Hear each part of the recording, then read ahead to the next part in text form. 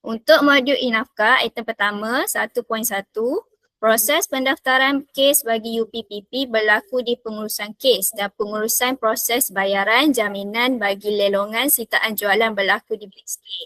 Yang ni lebih kepada UPPP lah, bukan pengurusan kes. Di mana kita ada tambah menu deposit jaminan. Untuk cari, macam biasalah, yang ni tuan-puan lagi tahulah. Kita cari kes UPPP. Ini saya dah ada nombor kes.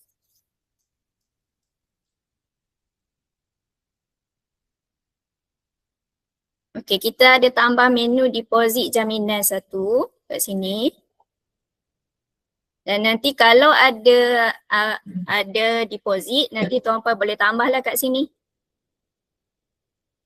Ini cara pembayaran dia. Tengoklah sama ada tunai, kad debit, kad kredit, QR ataupun FT. Jadi yang ni contohnya saya buat secara kad debit lah. Kad debit contohnya pakai CIMB.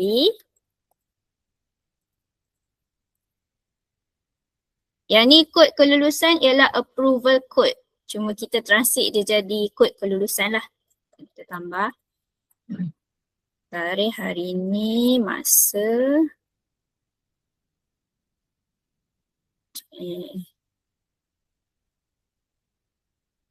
Dan dibayar oleh siapa kena pilih lah. Sama ada pemohon ataupun responden. Ikutlah siapa yang bayar deposit tu.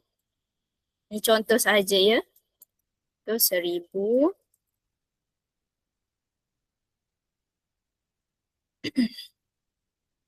Okey, lepas dah simpan, sistem akan keluarkan resit lah.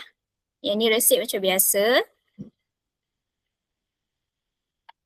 Yang ni resit untuk BSK. Ada nombor resit, ada mod pembayaran, kad debit, bank, jumlah dan dibayar oleh siapa, pusat terimaan, PTJ dan juga nama juruwang tu lah. Okay. Yang ni pun kita boleh tambah je unlimited. Walaupun kes dah selesai pun tak silap saya boleh tambah jugalah.